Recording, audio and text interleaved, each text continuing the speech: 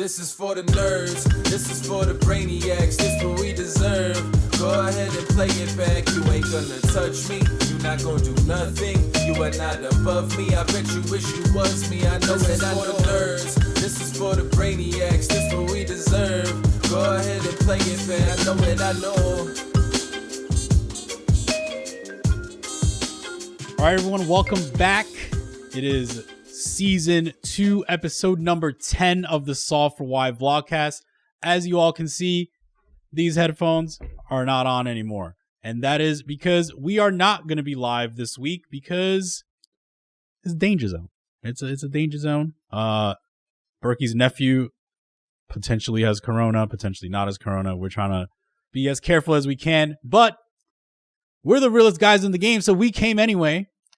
In a room, same room. I don't know if I'll be alive next week now, but if this is the last time y'all see me, it's been a fun ride. I'll carry on your legacy, big guy. This is the thing. This is like, you know what you told me? You called me this morning, right? And you were like, you know, you said you ride all the rides, right? And I was like, yeah. You're like, we're doing the vlogcast anyway. I was like, God damn. I was like, God damn, bro. Like, for real. You're like, you said. You could have brought your hazmat suit, man. I would have allowed it for this one. You didn't dress up for Halloween. You may as well come in costume. I had a little like link going. You don't ride the fucking rides, man. You got a goddamn full costume, and all you put on was the hat. I ride all the rides. Here in the fucking Corona. Ride the rides in Kittyland. There might be a Corona right. I might be drinking Corona right now. Mm-hmm. Just straight like showers. Mm-hmm. All right, Berg. There's a lot of topics today. Quiet week. It's been quiet week in the poker sphere. It's been a wild little ride, man. I want to start with some positivity though. You've been on an upswing. Minor upswing, and most people don't get to see a lot of it, right? A lot of it happens wee hours of the morning, wee hours of the night. I've played so many 12-hour sessions into sunrise. Do you feel like you're back? I hate this. Nah, that's my shit. Look, no. I was this week. I'm too goddamn old to work the graveyard shift, man. But the graveyard shifts are where all the money is. No, I graduated the graveyard shift. I don't need this shit anymore. You can't take out the hood in you. There's so much money to be made. That's the difference, man. So walk us through what happened. I know that you played heads up versus someone in the wee hours of the morning, and walk me through that. What happened? Yeah, so I think it started heads up. I'm pretty sure we started playing heads up, and I was winning very small, maybe like a half a buy-in. And then the game grew to four-handed and then eventually full, I believe. Very good game. A couple real loose spots in the game. And it worked out such that, so it was a 25-50, 200 big blind cap. It worked out such that I was in for, I think, 10K. Okay. And when the game broke down, I had like 20K in front of me. Okay. And pretty good so far. Yeah, Acrogum, my opponent, had like the 10K in front. And I don't know what he was in for. I don't recall. He may have been up 5. He may have been down 5. I don't remember. Okay. So at this point, we'd probably been playing for like 2 hours. And we continue heads up. This is at midnight. Fast forward to like 5 a.m. and I have 55,000 in front of me, and he's now reloaded for the cap of 10K. So I've really swung things in my favor. Fast forward now to 7:30 in the morning. He has 67,000 in front of him, and I'm topping off. That's crazy. Now in for 20K. So it's been swingy, to say the least. Okay. So then what happens after that? By 10 a.m., I had every cent on the fucking table. Within like a 2-hour stretch, I ran fairly well, but I also feel really confident playing heads up against him specifically. There are just some... I don't consider myself a heads up expert by any stretch. Yeah. But there are certain things that I noticed in his strategy that seem to be blatant holes. And to be quite honest, I don't even think the match would have swung back to even or even in his favor had it not been for a very fortuitous river. We played a 30K pot where he 4-bet ace-4 suited of spades. I called with king jack of spades, and it came king queen 3 rainbow, no spade. I don't think there was a spade. And he went bet, and it just happened to run out deuce 5. So he went bet, shove. You know what I just realized? What? I never even introduced you today. You want to retroactively do it? No, I just feel like you're The so power of editing. You're now. you're so big, like you're so big. Like you're. You think this is your show? It's our show. No, I'm saying you're so big that I don't even have to introduce you. It's like he needs no introduction. Of course, you shouldn't have to introduce me. It's our show. Yeah, but I'm saying I don't introduce you. Yeah, but you know, like people want to. What if it's their first time listener? Yeah, hey, Yeah, maybe first time maybe we picked listener. up a few. They're like, hey, you know, who are these people? You know, whatever. And it's like, my name is Christian Soto, aka Chinayam Berkey 11, almost bracelet Berkey, but didn't mean almost. But we'll talk about it later. Okay, so then I saw a little bit of little rumblings out there that maybe one person wasn't allowed to play. It was like, hey, I want a little piece of the pie. Like, Sure. Like Berkey, let me in. I didn't even know what who happened it was. there. I didn't even know who it was. So it turned out to be Galen Hall. He tried sitting with us at probably like 5 o'clock in the morning or so.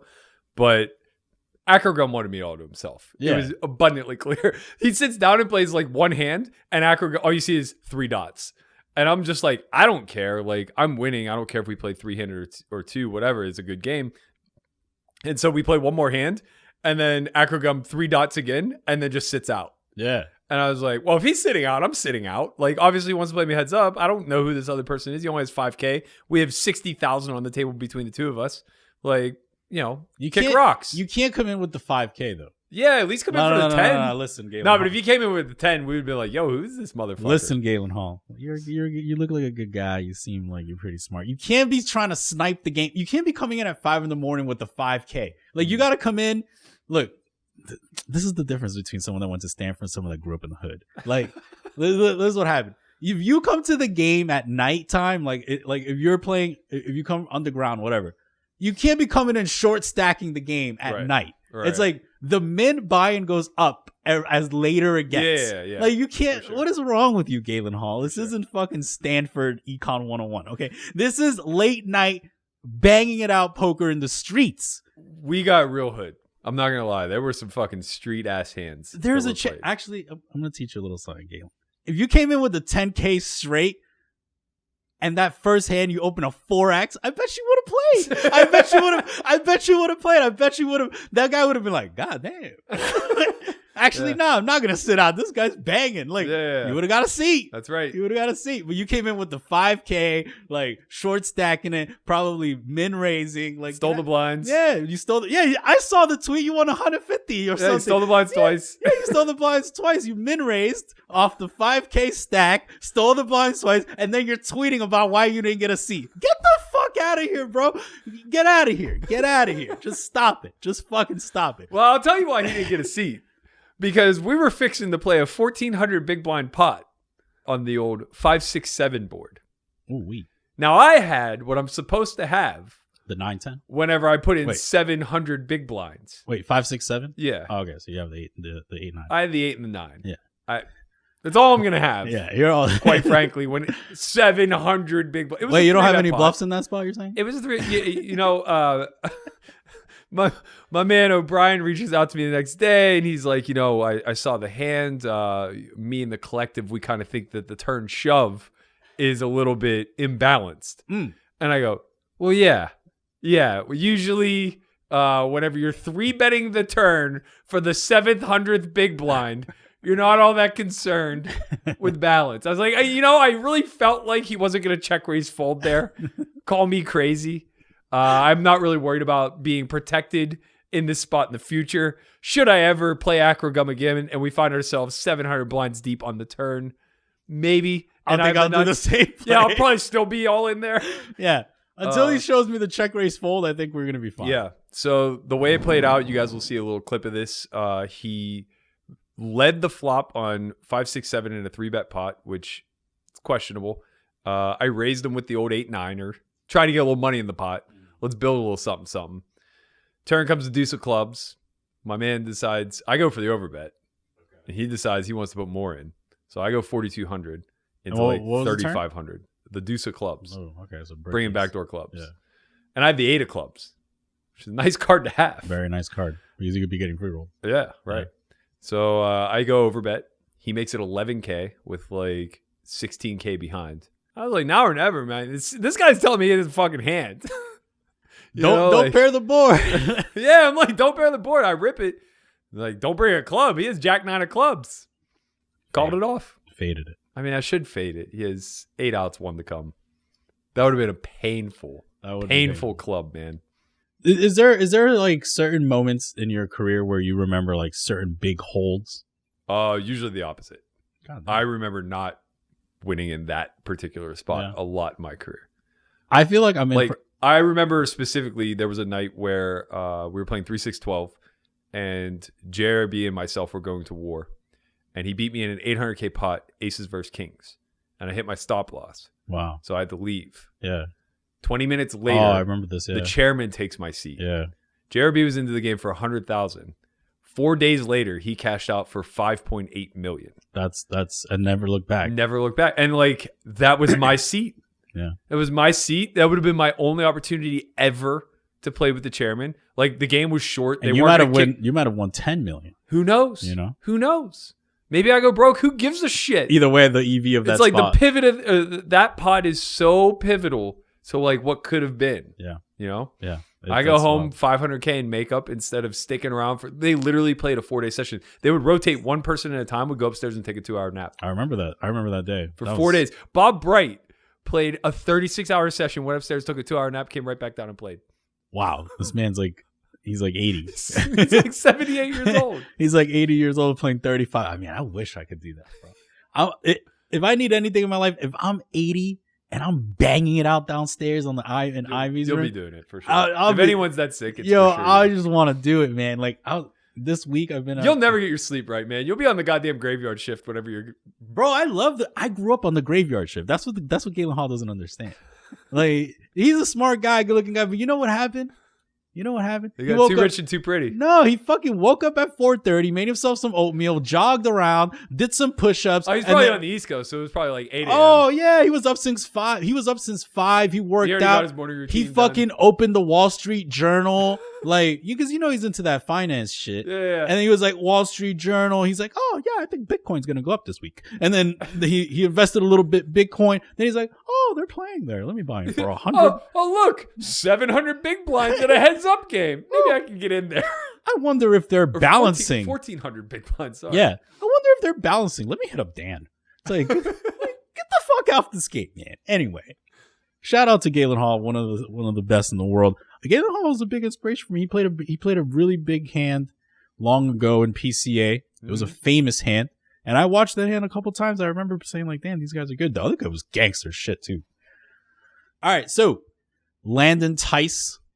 Oh, the young prince. The new young prince. Wow. You're taking that away? You're taking that away from Fedor already? He's friends with Joey. It just like kind of happens, right? Damn. Like somebody just segues it. Fedor's too old to be the prince now. He's like not even 30. Nah, I know, but like he's an old 25. Yeah, he's old. He's old. Yeah. I don't even think he wants to be the prince. No. He's the king now. Yeah, he's like I won everything. Yeah. He's just on to other things. Yeah, he's like I'm bigger than poker. But if I come back, you're not fun. No fun. No fun for you. 100, 200 max rake. I'm the operator now. He's the operator. It's true. He's like, I have my own skin. Young Prince, you're not Young Prince no more. You're the operator. Landon Tice, he's the new Young Prince. Yo, he just found tournaments. He just like discovered them a week ago. I know. I told him he played his first day. We swapped 1%. And I told him after that, the 1% was off because he was too emotionally charged. Yeah. He went on to punish me. He's now made 7 final tables in the last 10 days. He got 6th in the bracelet event. He won the 50K yesterday for 28,000. Yeah. Got 2nd in the 100K for like 20K. Just a 100K uptick. Yeah. Week 1 of playing tournaments. Yeah, I'm gonna warn you though. Oh, the pain's gonna be so real. It man. doesn't just keep going up. No, and especially like when you're new and you're just getting involved, you don't play on your own dime. No, absolutely. Nah, somebody like recognizes some young talent who's hungry and is like, "Yo, get out there, young blood. Let me get a little taste of that too." Yeah. Oh, you made me rich. Now go on your own. That's what happens. Yeah. No, that is exactly what happens. It's 100%. like, oh no, you're fine. Just like, bankroll yourself, and you're gonna you're straight to the top. Yep. The Next next thing you know- the next 10 215s he plays, he's just gonna bubble and bubble. Next thing you know, you're fucking TJ Cloutier. Nah. Landon's good. Landon's very intelligent poker Yeah, player. yeah, for sure. But the jokes gotta fly. The joke, the jokes don't stop because you're good at poker. Yeah, sure. You heard Galen? Anyway. So, yeah, man, the kid's crushing. The kid's crushing. But honestly, he reminds me of me in some ways. He networks really well. Well. He networks really well. He's hungry. He just wants to do it. He'll just be like, do you know Dan Zach? Yeah. Do you know Dan Zach? I'm like, yeah, I know Dan Zach. He's like, oh, yeah, we just had a chat yesterday. He gave me a couple tournament tips. I'm like, No, but that's because he's trying to impress you. no. He just literally knows everybody. He might have greater reach in the poker community than me. Yeah, because He's got numbers of people that I'm just like, hey, you think you set up? put me in touch? Maybe they want to be on the pod. Maybe they want to do poker out loud. I don't know. You got Diddy on there or what? You got Diddy on your phone? But no, I mean the kid works hard. He networks really well. And when you're young, people they give you a shot. They don't see any malice in you. They're just the kid just Also, wants- you can't manufacture that type of hunger. No. So people who are looking to invest, be it their time, resources, or money, it's just it's so easy to invest in somebody who's hungry as fuck. Mm-hmm, absolutely. Yeah, man, the kid's just doing it. So that brings me to the conversation of what is the path for the 21-year-old today? Because at the same time, Landon has had things I remember my path, right? It's I got lucky in some spots. I got lucky to meet you. I got lucky to meet Chance. I got lucky in big major spots. I mean, you manufactured those things. Yeah, but it's still similar to him. Right, that's what I'm saying. We're similar in that we made contacts. Those contacts give us opportunities. We cash in on those opportunities, and then we're kind of in. Yeah. Is that the path? Is that just the path? This is why you and I had a little bit of conversation the other time. I was like, yo, networking is important. No, it is for sure. It is for sure. It definitely gives him a huge head start. It gives him a big wealth of knowledge to pick from. And it also keeps him humble because if he's only surrounded by his peers, he just outgrows their knowledge base way too fast. Yeah. But I've been harping on him. I was like, you need to make friends your own age as well. That's true. Because the first day when he was really suffering through tournaments and I just didn't want to hear it. Yeah. I'm just bro, Can't I relate. put my time in. When I was 21, I had 7 other people in the room who were belly aching the same as me, and we fed off of one another, and that was that. And I grew from it, and I understand. And now that I have 18 years in the game, nothing you tell me is going to surprise me.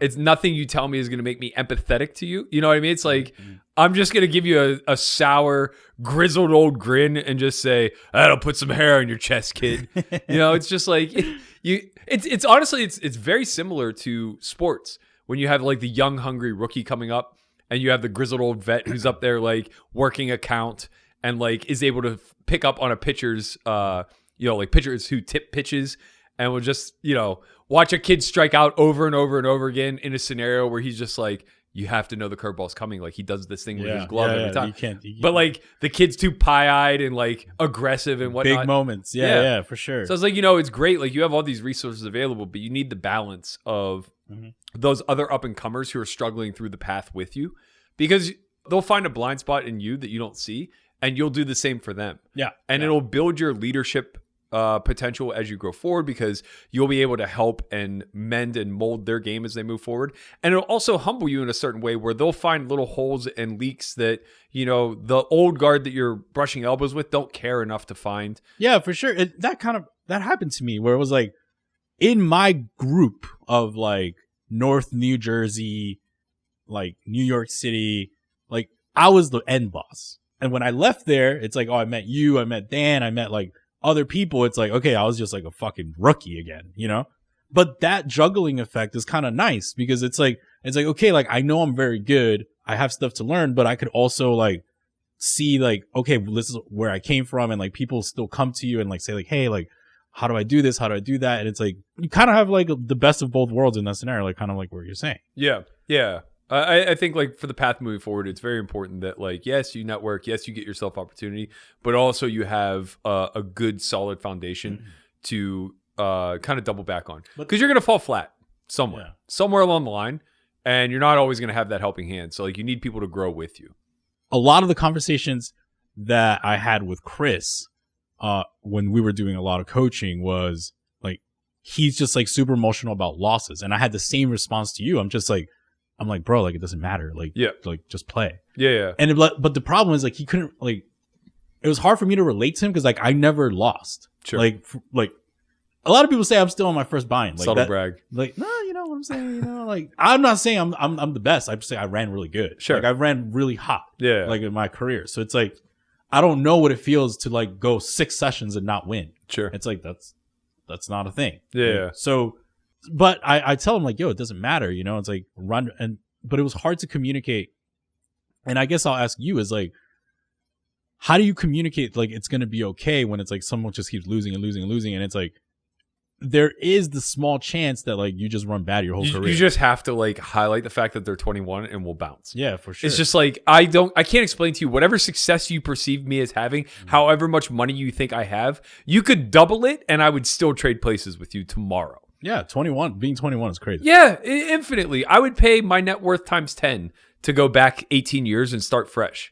And I don't even guarantee that I would head down this path. It wouldn't matter, right? It's just like when you're in your 20s, it's such an exploration phase where you just get to fuck up day in and day out with no responsibility. Yeah, that's facts. I mean, you don't choose your destiny. Your destiny chooses you. I'm just saying, man. So the heater doesn't end for you. You go on stream, and then all of a sudden, like, you're just like making the last table left on the stream. It happened once or twice. And then the next day, you come back and do it again. How'd that feel? It was nice. Very different feelings. Yeah. The first final table was after the heads up match, and I slept for 3 hours. So I was loopy, man. I was so tired. Probably the spiciest stream I've ever done. Do you feel like it affected you a little bit? Like Nah, I only won table, and I felt like really locked into my decisions. I was tired, but I actually felt like rested, given the fact that I didn't sleep much. Adrenaline helps too, though. A little bit. I also think I got like really good sleep for the little amount of time that I actually slept. And I just remember like not dreading playing when I woke up. I can't do that rise and grind shit, man. Like where you play all night, wake up, and then within 30 minutes, you're right back on and playing. No. But I did it 3 days in a row. And that was hard. It caught up with me on Sunday. I had a really shitty session on Sunday. But Friday and Saturday was great. Ran deep in I think it was a 400 on Friday. And yeah, I mean, having such a massive cash win the day before for 40K, the final table just felt like icing on the cake.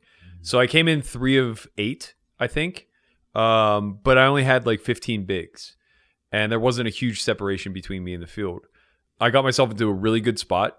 I think my opponent made a pretty huge ICM error, limp calling off a 15 blind shove with king queen. Yeah, it was wild. I had ace 10. I didn't hold. He went on to get third. So I think like that pot ICM wise was probably worth somewhere in the neighborhood of like 35,000, maybe a little bit more. The winner becomes a distant third place. So he doubled through me there to almost 7 million. And I think the chip leader had 12 and Ryan Lang had like 9. And then the next 3 stacks rather, were all 10 blinds or less. Does it bother you when someone says like on stream, like the chat, like, oh, you could have folded to third?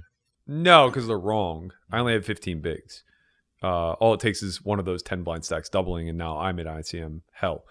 No, and I think that's why I felt like so at ease with that tournament, because it was out of my hands. Yeah. Right. Nothing else could have happened good, or nothing else could have happened to change the results. The next day felt a little different. All right, let's go. Good luck, us. Let's go. Oh, come on. That's unfortunate. Okay. Hello. Let's hope he has a spade. Hello. He had a spade. He had 2 of them. We just have it all in here. Good luck us. Let's hold, fold, or just win. That's a man who knew he was about to lose a flip. We're going to call. We're going to hold. 5. Told you. Don't think we can ever really have the best hand. Wow. I'm going to call. Oh, wow. I was way off, guys. Note, always has it.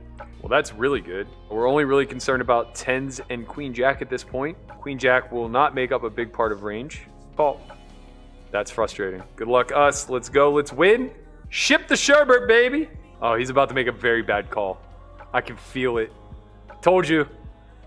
Not a heart. Now a heart. Put a heart up there. Put a heart up there. 7-7. I'm shoving under the gun, bro. 15 bigs. There it is. Let's go. Club.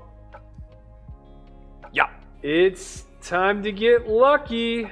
Give us a fold. All right. I'll take a 9 or a 5. Let's go.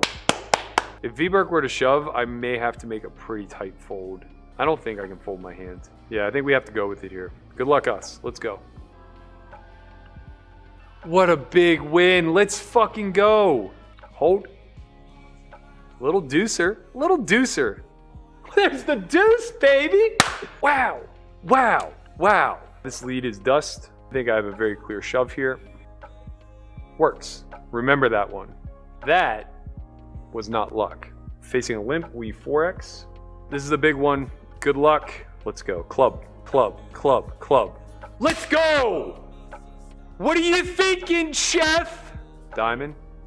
5. That works. 5 works. 5 works. That works.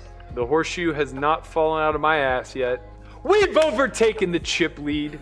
Spade, spade, spade, spade, spade, baby. What are these guys doing? That's 2 punts blind versus blind. They just don't believe this face. I mean, to go back to back is insane. I kind of talked about this a little bit on stream where, like, you know, momentum's not a thing in the actual cards. They have no memory. They don't care. Yeah. But momentum is certainly a thing with people. And when you lock into certain strategies and the momentum is favoring you, you know, it's like I went a long time where I was losing the majority of my flips. I felt like I was losing a lot of my 4-to-1s, whatever. It's no shock that the correction takes place at some point. Yeah. Yeah. And it only has to take place over the string of a couple hundred hands. That's true. Because, you know, start to finish in these bracelet events is like maybe 500 hands. Right. So, you know, things went really well. I won very key flips. I had it and held a lot. And, you know, here we are again. I feel it sometimes, like, there's certain, like, pivotal points in tournaments where it's like, if I win this hand, it's not that I'm going to win, but I'm going to run deep enough to give me a chance to win. Yeah. And it's like, because there's no way you're going to take these chips from me. Right. You know what I mean? Like, I got 40 bigs and there's 30 something left. Like, good luck. And I just like know I'm doing things a lot better than the field. Like, I'm paying attention to the level jumps. There are a few very key inflection points that are really notable, and you should be gearing up for them by really fast tracking your accumulation strategy. Do you teach that in like some of your tournament courses? Or like, I talk about it a little bit in the tournament blueprint, but Hunt talks about it a lot in mastering MTT structures. Yeah, I think it was one of the major talking points. Like when we did the MTT Academy, it was like, okay, here, you need to be aware of these levels. Right. You need to be preparing for these levels and things like that. I think it's a very... It worked out so well. With 3 tables left, I was chip leading for both of those events.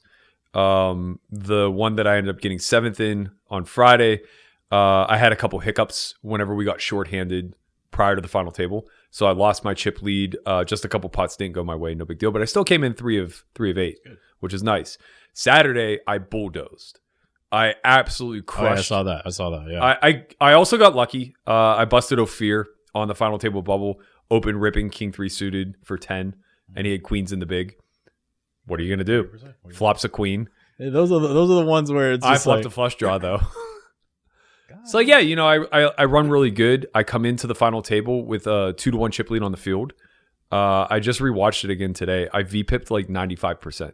Yeah. And honestly, there were three hands I would have played differently that I think cost me the event as a whole. I called with 9-6 suited under the gun, facing CT's 3-bet from the big.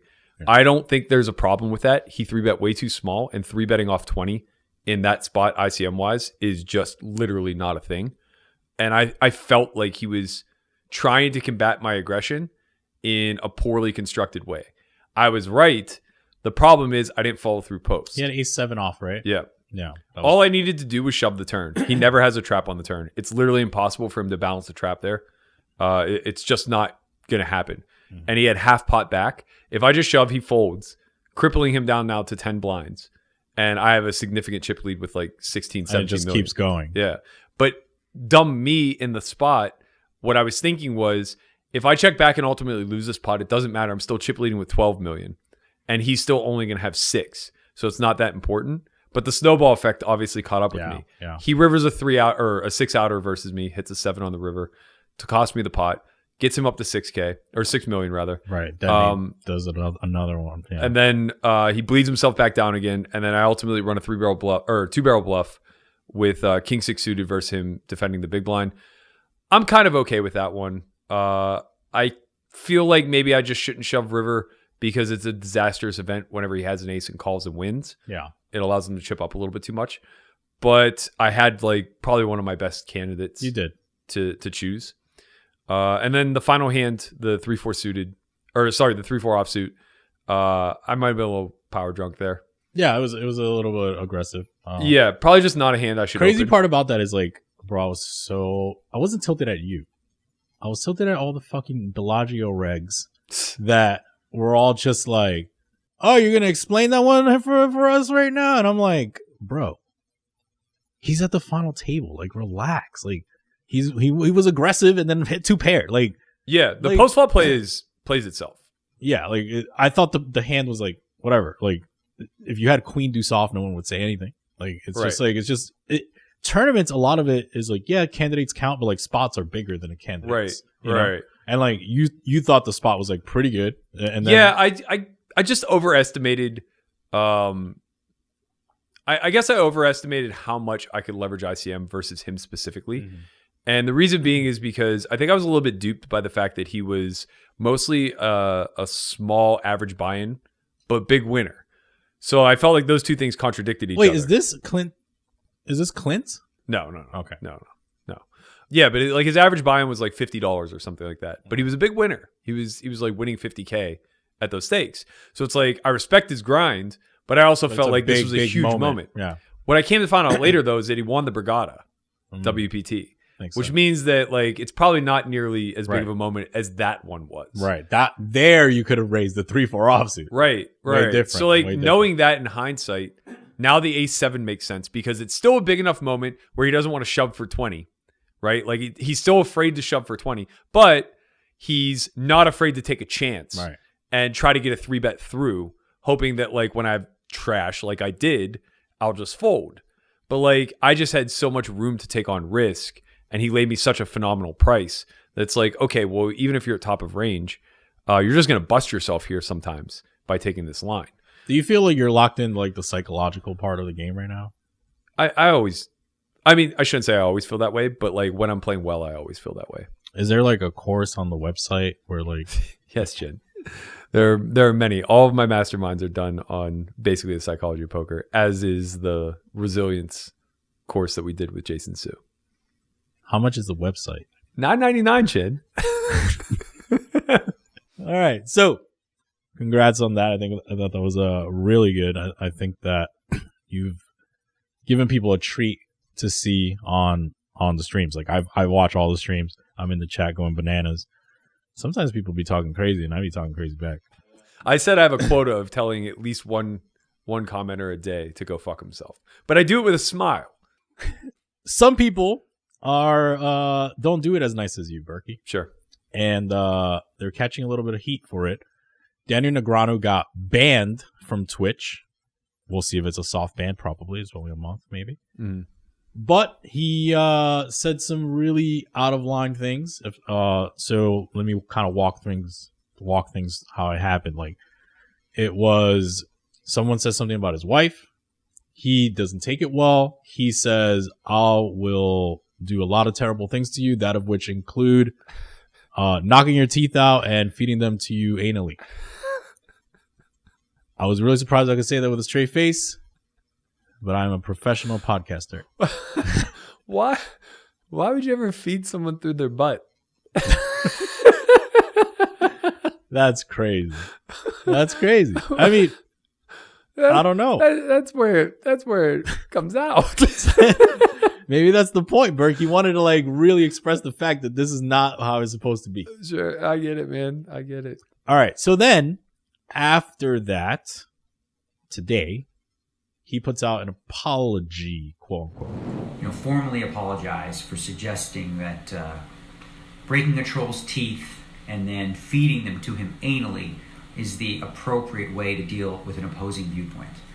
The process is lengthy and tiresome and not at all practical. I mean, it's incredibly difficult to shatter teeth, and even for a practicing dentist, and even more difficult to place them individually in someone's rectum. So my sincere apologies to any of you who saw this behavior and thought it was a workable solution to fixing the problem. Accept my apology to those of you that thought that was a good way to handle things. It's now officially time for let's get rid of this shit. Huh? Get back in the tank top. What? Is D-Nice on steroids? I don't think so. He's 138 pounds. I mean, he's a proud 138 pounds, but he's 138 pounds. Why do we see this? What's At his age, even if he were on steroids, which for what it's worth, there are a lot of misconceptions about steroids. I think it's like because of the 80s whole war on drug things. But like, if he were on steroids and doing it right, for a guy his age, that would be quite reasonable. Your testosterone levels start to drop off at 27. He's, I think, 46. Wow. Something seems fair. 44, something like that. So yeah, if he were doing test replacement therapy or anything of that line, it would be very reasonable.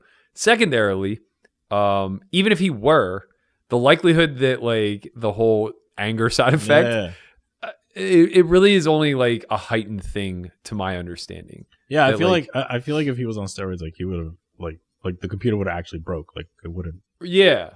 Like from what I understand, and again, I don't have experience with steroids or really an anger problem, but from what I understand from people who have or whatever, it just it polarizes your emotions.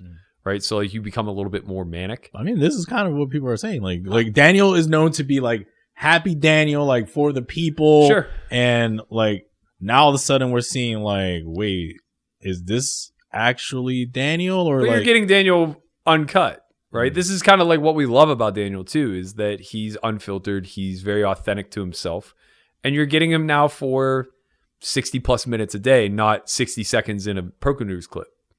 Something that got cleared by PR. It's crazy. And, it's not the first time, right? Like even the whole Polk thing, he fanned the flames in a lot of ways by like having him, and I think it was when he was dating Amanda, go on a podcast or something, and like she read like "fuck the pros," right, and he laughed about it and stuff like that. It's like, you know, he was actually not totally on the wrong side if he would have just taken the time to like choose his words carefully, but instead he kind of caved into a personal attack and just kind of met it with emotion. If somebody came at my wife, man, I don't want to like listen. I ain't a man for a lot of words. Like it's just hands. Like it's not a big deal. Like yo, you want to talk crazy? Like you want like I'm not gonna talk about like, oh, I'll feed you this and I'll feed you that. Fuck that. Like I got my wife to feed me shit. I don't need you to feed me anything. Like I ain't gonna feed you either. Like it's straight hands. Like I don't need this like all this talking and barking and shit. Like it's crazy. To me, it's just like a weird thing to find yourself angry over. Like I can't fathom a sentence that could be uttered to me that would enrage me to the point of being like, I'm gonna fucking find this guy and I'm gonna fight him. I also like it goes hand in hand with like the Mattisau thing with the slow roll. Right. I can't imagine like what would have to be done to me on a poker table for me to like want to dox somebody. Yeah, that's wild. I mean, he said he didn't even know what doxing He probably was. didn't. And that's, you know, it is what it is. But my whole point is like his instinct was to find out who this person was and physically threaten them. Do you think it's an era thing? Maybe a little bit. I mean, yeah, you know, my parents, the boomers, if you will, I'm sure that they were quick to settle things with violence and fists and stuff like that. My generation probably grew up a little bit more of pacifist. But even still, it's just like, I don't know. I grew up with a belt and a fucking broomstick if I did something wrong. yeah, so did I. You know? But like, I'm just saying, like, we kind of, our era grew into kind of understanding emotions a little bit better, I think. Yeah. We don't just default to our barbaric reactions. And also, I just think like there's been so much violence highlighted in the last 20 years, be it domestic abuse or For sure. We see where this goes. Yeah, right. Which is it has such a negative stigma to it that like nobody wants to wear anger as a proud badge of honor, right? Like most of us are trying to quell our anger as best as possible. I think Jason Kuhn's like the best example of this. For sure. Like he will openly discuss the type of person he grew up as and like what he doesn't find all that proud of his past. Yeah, absolutely. Absolutely. Jason Kuhn was about them hands though. I wouldn't fuck around with it. I wouldn't fuck around with Jack Kuhn, you know what I'm saying? Yeah. Okay, so then Guru is on his stream now. Poker Guru, fan of the show. Sure. Unwilling guest of the show. Earlier before we had a little clip of a little battle that you two had. He's been streaming on Twitch and he was like not happy with someone and he was like, oh, this guy is like, and then mentions a homophobic slur, that of which starts with an F and ends with a got. Sure. I think there's a lot of words that are said amongst friends, especially guys, and like we call it like locker room talk. Sure. Or not we, but like the world. Sure. Right? That's just not acceptable anymore. Right. Is this what happened here where like he should have just been like more? Yeah. Guru is older than me. He grew up in the 80s and 90s. This word was super common in my childhood. I'm sure it's super common in his childhood, growing up in blue collar cities, like, it was rampant. Yeah. Right. It was just like, oh, like if you thought someone did something that wasn't manly, this was the word you use. Yeah. And like, even just the word gay, like, oh, that's gay. Like it had derogatory term to it, like it comes off as like, that's not masculine. Yeah. Or it's feminine or whatever. But, and like, I'm not going to pretend like nobody around me has ever used this word. I'm not going to pretend like I've never used this word. Like that would be insane. We grow as a society as we start to, mature and develop and become more refined. In the last 5 to 10 years though, like if we go all the way back, I don't know if you'll remember this or not. You might be a little bit too young. Sometime in the late 90s, maybe early 2000s, a man by the name of Matthew Shepard, he was either a teenager, maybe 21 at the most, was basically hunted by two rednecks, for lack of a better term, for being gay in a small rural town. And they basically hunted him. They strung him up on a fence. They brutally murdered him. They beat him to death, basically. Wow. And he became like the first open case of like a hate crime. And I'm fairly certain that the hate crime laws are born off of stemmed off of that. The Matthew Shepard case, right? So from that point forward, we started to become a little bit more sensitive to this like underbelly community that was just terrified to be out in the open. Yeah. Well, if you fast forward now to like 2010 to 2020, the homosexual community, the LGBT, that entire subset community, they've gained a lot of rights. They've gained a lot of, I would say, sympathy or empathy from the common societal man. And we've just canceled a lot of the negative culture that we just allowed to be the case. This word being one of them, right? And, I get it. Whenever you have, if you enter a hillbilly town, if you go back to my hometown, you'll hear this word all the time, right? It's just going to be common amongst older people that are lowbrow.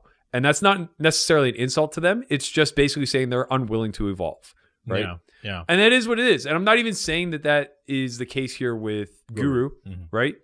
But we have to call a spade a spade. One of two things is happening. Either he's homophobic, which I don't necessarily think is true. Like I said, I think this is a cultural thing, not a hate in your heart kind of thing. But one of two things has to be true. Either he's homophobic or he's unrefined to the point where he didn't care enough to shut his stream off to ensure that never made it out to the public. Well, I don't think it registers Has as, to. as no. He no, apologized immediately afterwards on air. Really? I mean, that's because he sees the chat. That has to be it. No, to my understanding, he did not wait 5 minutes to apologize. It was like, it came out. He then goes, I slipped. That was a faux pas. He apologized. He looked to see if he had LaPlante's number to call him and apologize personally, but he still let it get out there.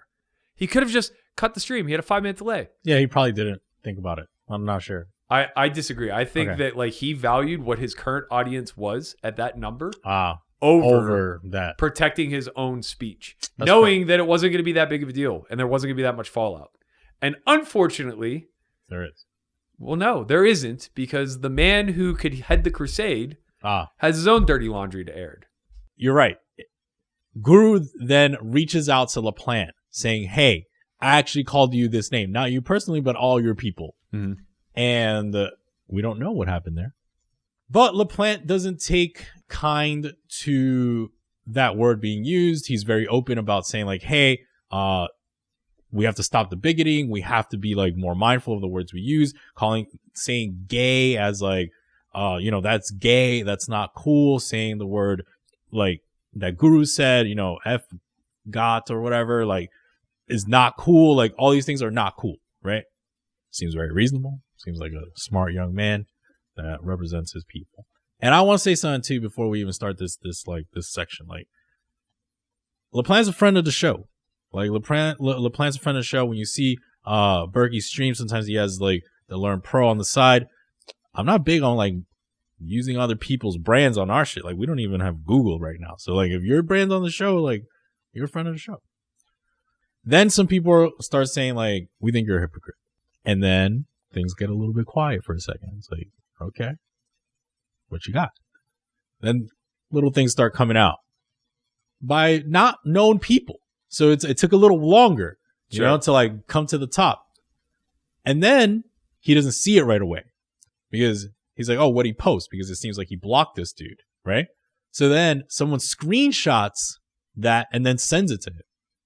And this was 2013. Yes, this was 2013. Not yesterday, but he wasn't like super young. Like he was in his 20s. Yeah. Okay. So I'm gonna read the major talking points. He's disagreeing with somebody about something. Sure.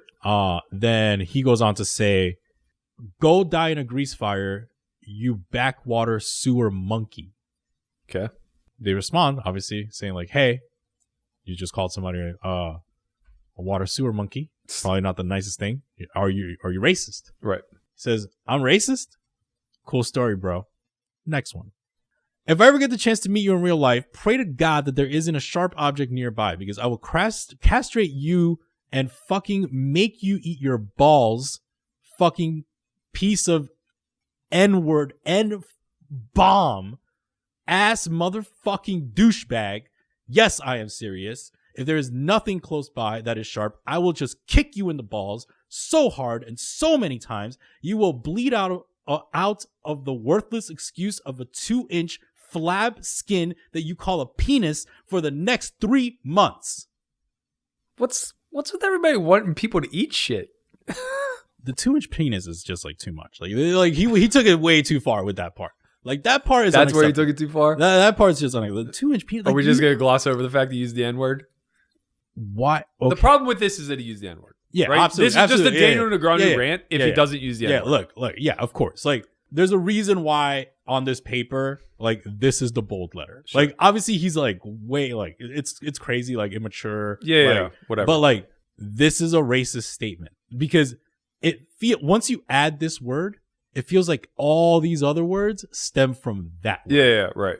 And Agreed. that's where the problem is. Agreed. Because the rest of it is like you're just really mad and you hate this guy or whatever. But like when you add that word, everything's built off that word. Right. And like we don't even know if this guy's black, which honestly, I know this may sound crazy, but it's like so much worse if this guy's actually white. I'm just going to assume he's black. I'm going to assume they know each other. Maybe, I don't know. But the reason why I'm saying this is for the same reason why Potential is so upset that that Guru used the F word, right? Because the implication is that somehow these words represent something that is beneath human, right? It dehumanizes people to imply that they are emasculine and gay. It dehumanizes people to use a derogatory racial term in an angry, visceral way. So someone asked, Mac B2 says, "Is this real life that you're calling someone out? Didn't you just have a thread devoted to posting racist and absurd things?" He goes on to say, now potential saying, "I've used slurs twice. Both were out of context and not meant to be used in a derogatory manner. Obviously, I felt bad each time anyways, and I apologize both profusely. And exactly my point. I used a slur out of extreme anger and out of context and got grilled. Someone else uses a homophobic derogatory slur in context, not out of anger, aimed at a gay guy, and that person gets grilled for calling them out on it." Yeah, I mean, that's obviously super hypocritical, like insanely so. And it's insensitive to all the issues. I assume that last post was also in 2013. It wasn't like yesterday, this is like, right? This is might be even, yeah, this is all the same thread. Yeah, okay. I can't speak for potential. I don't know what's in his heart. Same as Guru. I can't speak for, what he was truly feeling when he used that word. Yeah. But what I do understand is that neither of these are excusable. Nobody gets a pass here. I think that both of them are inefficient in their apology tours. I thought that the little piece that Potential wrote was tone deaf. Dude, I thought it wasn't enough. Like when I saw no way it, near enough. like this is the thing. Like I'm pretty sure Potential's gonna watch this show. Like I got love for you, but like that's crazy. Like you can't just like say a couple words and you're good. Like you should have wrote out like. I'm going to say the same thing I said about the Matisal thing, the same thing that, I'm implying for Guru here as well. Like, when you cross certain lines, apologies are not enough. They're not enough. It's not acceptable enough, especially in this instance where you were trying to cancel Guru for doing precisely what you've done.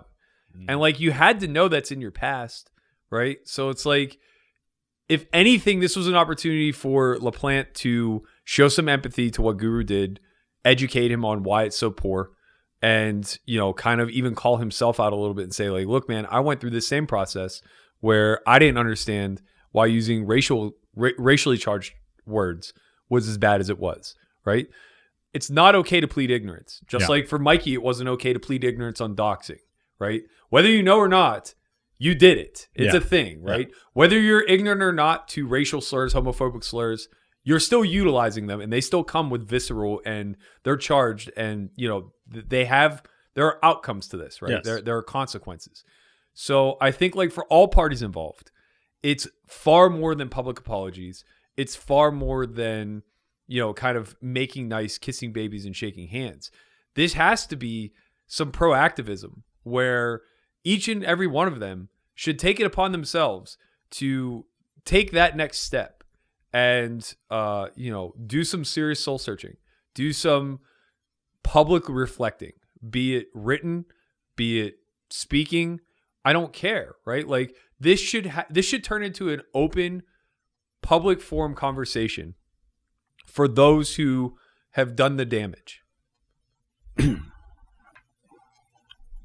S4Y PR department seems $50 a month. Okay, so last thing we'll close is kind of bringing it full circle, which is we're on here too. Like you're like every time I get on this mic, you're like, what's Chin's gonna say today? Like I don't worry about you for you. I worry about you for me. Hey, well, you're not ever gonna implicate yourself. Well, the thing is, Berk, this is the thing. I'm just always I'm just like waiting for the shoe to drop where you just like hit me with a question where it's like there's no answer that I can give that's good. Well, there's the thing, like there's some benefits to being a minority. Like I can say certain words that you can't say. Sure. You know what I'm saying? Sure. Like sometimes I get, me and the people, like we dap up. But yeah, like okay, it's different. I feel like I'm always very mindful of like what I say. Obviously on the microphone, like I am boisterous, like you can say that. But I feel like I try to not insult somebody. And if I do, I probably have, you know, like I said this to you like before we got on the microphone. I was like, if somebody went back and watched every single thing I've said on this microphone, they'd probably be like, yo, that was fucked up. But there's a huge difference. There's a big line between being thin-skinned and being offensive, right? Like, look at the way the Guru beef started with me, right? It's just thin-skinnedness. Yeah. It's me not respecting a play that he made and somehow him taking that to heart. Right. Who gives a fuck? Who am I? Right? Like, why does he care? Right. But whenever you use an offensive term that is degrading to a group of people, that's crossing a line. Right. And now we start to head into like cancel culture and like, where does it go? Right. And this is why I think Negreanu is still above board, because even though his tirades are embarrassing to him as a person, as far as like controlling his emotion, there's no harm done. Right. He's not crossing any lines outside of just like sheer and utter embarrassment for himself. Yes. Do you feel then like because this public persona versus what people actually are is like a very like, where does it like, we don't really know. Like I said this before, like you said, oh, we didn't know who, maybe this is who Daniel actually was. We're getting a raw version of Daniel. We had almost 20 years of Daniel with a PokerStars PR department. Yeah.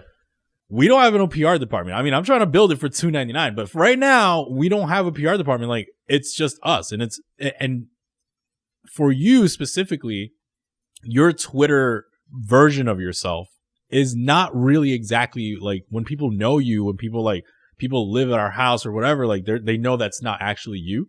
But someone that's looking at it from the outside is like, oh, Berkey's like so opinionated, thinks he's a know-it-all. He uses all these big words that like, I don't even know. Like, why does he think he knows every subject about everything, you know? And that's been kind of the blowback. But it's like, then you get on stream and it's like, oh, this guy's like super chill. Like, I feel like I wish he could come out, hang out with me and stuff like that. And it's like, so it's like, who are you? But like, I think like, all right, so first I'm going to speak from Daniel's side of things. I think the reason why we revere him so much is because it's very authentic to him. So sure, now we know Daniel Negreanu has a temper problem, but so what, right? So like, big deal. He has. You think it's an Napoleon complex? I don't know. Maybe. Who knows? I'm not a psychologist. I'm not here to diagnose him. But the whole point is like, big deal. We know the guy's human. Who gives a fuck, right? And I've always operated by the same terms. I feel like I'm not shy about demonstrating all facets of who I am as a person. So sure, on Twitter, shrunken down to 280 characters, you get the sophisticated version of me. Right. There's a reason for that, right? I'm very mindful about the things that I actually speak on, and I only have an allotment of 280 characters to get my message out.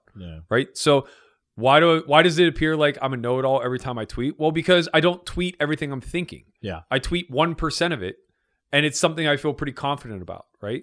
And you want to be mindful of the verbiage you use in that situation. Of course. I want the message to come across clear, concise, and not compromise myself in any sort of capacity. You have the time to think about it and run it over draft after draft, right? You go to stream, this is much more unfiltered. Yeah, you're going to get the raw version of me. I'm going to tell stories. I told a story about me upper decking a fucking porta potty my junior year of college because it was full to the brim and I had to shit so bad I was going to explode before a game. If you guys haven't heard this story, it's fantastic. I think it was in like stream number 6 or something. But yeah, like, and I'm not shy about that version of me, right? It's like, I have nothing to hide. I'm not embarrassed about anything. Like, I almost feel like Eminem in 8 Mile. It's like, yeah, my mom was a crackhead who, you know, overdosed and lived in poverty. Yeah, I grew up with roaches and rats. And who gives a fuck? Yeah, for sure. I'm here, right? That's what's up. So it's like, for the most part, I'm 99% just completely authentic and forward.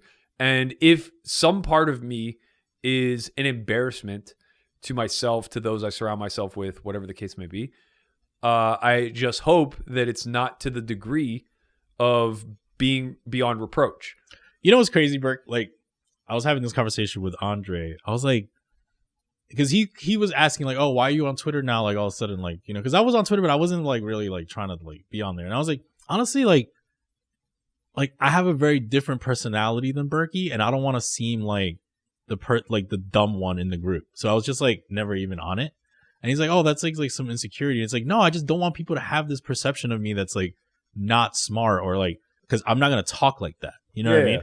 And it's like, I just don't provide, like, I'm never going to talk like you, but like, I just want to like, I still want to talk, you know what I'm saying? Like, I want to say shit, like, because I see things and like, this is like what goes, like when I'm on the microphone, I realize I'm like, oh no, this is like what I think about. Like, it's just like, I'm all over the place, but like, doesn't mean I'm dumb. It just means like, this is how I am. Like, I'm Dominican. Like I'm Dominican. We're gonna talk shit. Like, we're gonna be loud. We're gonna say our opinion. We're gonna fucking make jokes. No, it's like that's really good, right? It's like Twitter is long form content. It's for the written word. So however your creativity comes off, that's exactly how you should express yourself. It's like if I want to speak very technically, I will. Sometimes I want to speak a little bit more crass, and I'll do that as well. I used to think about like swearing on Twitter because I knew like my old coaches and gym teachers and stuff like that would follow me, and I was like, oh, I would never want to like embarrass them. But then I thought about it, it's like, man, I'm almost 40. Yeah, it's like, who cares? Yeah, right. It's like you don't like it, don't read. It's 2020. It's not that big of a deal anymore.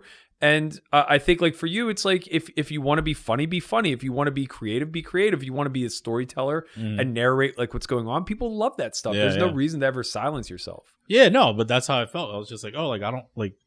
Do people really like? I'm not gonna talk like intelligently like that. Like I just want to talk about like I just want to talk shit, you know, like you know what I'm saying, like, and then like make it creative. And I'm like, I'm just gonna do it. I'm just like, I was just sitting there and I'm like, I'm just gonna do it. And then like people, we'll see what happens. But yeah, I mean, even now, like I read this thing and I'm like, oh, maybe I don't know. Like this is terrible for Ryan. I don't know how this ends because. The problem is that like the retribution is very difficult to make this whole, right? It happened. He apologized for it probably when it happened. And I'm sure that he was remorseful. But the problem is none of us knew in 2013 that this was a thing. Yeah. And if we did, like it's been forgotten. Yeah. Now it's resurfaced amidst him accusing somebody of exactly what he's already guilty of. Yeah. So it's just like, it's so hard because again, like, apologies they're not big enough. They don't cut it, right? Like it has to be some sort of proactive measure to show that you aren't this person and that you've changed. And that's the thing, we should give leeway, right? Like if we bring this full circle to cancel culture, it's like, do I think he should be canceled over this? Probably not. Probably not any more than I think Daniel should be canceled for doing blackface in 2001, right? It's like, let's add a little bit of context and nuance to the debate. We just saw like 20 celebrities during the Black Lives Matter movement of the last month or so show sheer and utter embarrassment over what was comically accepted in the early 2000s. And that was them doing blackface. Jimmy Kimmel and they pulled an old SNL skit where they dressed up as Charles Barkley and Karl Malone. And they were embarrassed by it. Tina Fey pulled a 30 Rock episode where they did blackface. It's like, yeah, it's fucking awful, obviously. But like, I almost think Daniel's kind of handling it well, outside of the whole "my black friend said it was okay" excuse. Yeah, I think that's not cool. That debate is like, going to continue to surface. It's like, well, there's a lot of things that were accepted before. It's like racism was accepted, and then also like, a lot of women would say like, oh, what was also accepted, like getting fucking hit on and like and like having to like, I'm just that's what I mean. You have to demonstrate that you've grown from alongside society, right? Society as a whole has grown. We no longer accept blackface as being okay. Yeah. Right? Yeah. So now here we are in 2020. Demonstrate to me that you understand the same growth patterns that have been displayed over the last 15 years. Facts. No, right? That's true. You can't just dismiss it and say like, oh, those were the times. Yeah. Because like that's what our grandparents do. And that's bullshit. Yeah. No, you can't do that. $2.99. That's gonna actually, I don't know. It's gonna be expensive. It's gonna be really expensive. Acquire Within. Yeah. Acquire Within. It's gonna be expensive. If you want us to handle this, like, it's gonna be expensive, man. Because like, and I need to actually believe you too. I'm not like one of those lawyers that like could take anybody. Like, you have to actually not do it. Like, you actually have, like, you have to actually not do it. Sure. All right. I hope you all enjoyed the show. It's season 2, episode number 10. Of course, like, subscribe. I feel like our channel's like almost there, man. Like we're almost there. We're trying to do it organically. We didn't bring any outside money in. We ain't sell out. We ain't shit. Like we doing it for the people, man. Like you're actually, man, I always say I'm for the people. Berkey's for the people too. No matter what he thinks about the rig. But with that said, we're out of here. This is for the brainiacs. This is what we deserve. Go ahead and play it, man. I know it.